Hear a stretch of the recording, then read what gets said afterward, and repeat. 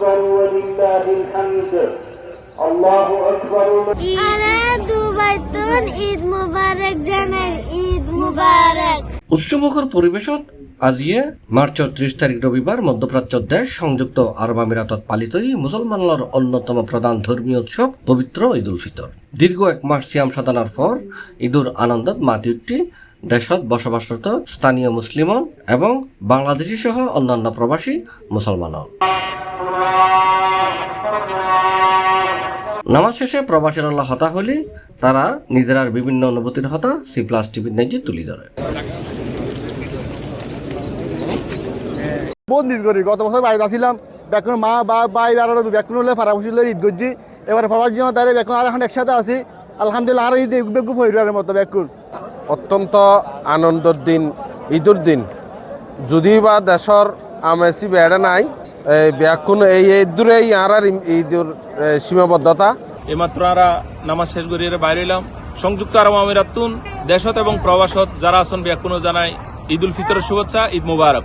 হজরত ব্যাকুন একত্রিত হয়ে বিভিন্ন জায়গার নাইজি ঈদুল নামাজ আদায় করছি। নামাজ শেষে তারা একে অপরের ঈদের শুভেচ্ছা বিনিময় করছি। তবে দেশত পরিবার লয়ে ঈদ উদযাপন আর প্রবাসত পরিবার ছাড়া ঈদ উদযাপনত অনেক পার্থক্য বলে হয় প্রবাসী হলে।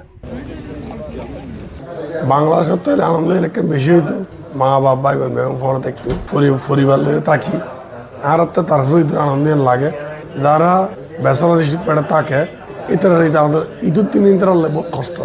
আমরা আগে ছোটবেলা যখন ঈদ করতাম ঈদের আগের দিন আমাদের একটা আনন্দ থাকতো যে কালকে ঈদ হবে, চাঁদ দেখতাম, জামা কাপড় নেওয়ার একটা আগ্রহ থাকতো। তো এখানে সেই জিনিসটা একটু আমরা কম উপলব্ধি করি। আসলে পরিবার লাই তো আর আসলে বাবা সম্পাদে খাটায় তারা সুখ শান্তর লাই পরিবারের সুখ লাই বলি ভাই বোন লাই বেগুন লাই আত্মীয় লাই বলে আর বাবা সম্পাদে এই সুন্দর দিন গানো ইতার লাই বিসর্জন দিন কষ্ট থাকিলেও আর কষ্ট ন দেখাই পরিবার লাই বলে আর মানে কষ্ট আর সুখের মায় পরিণত করি।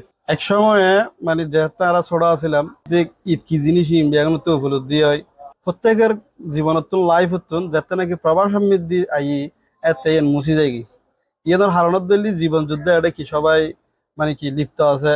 সরকারি ঘোষণা অনুযায়ী আমিরাতর আবুধাবিত আজ 6:32 দুবাই শারজা আজমানত 6:28 আল কোয়াইনুন নাজি 6:27 রাস আল খাইমা আর ফুজাইরাত 6:25 ঈদুল জামাত অনুষ্ঠিত হয়। C+ TV Chittagong.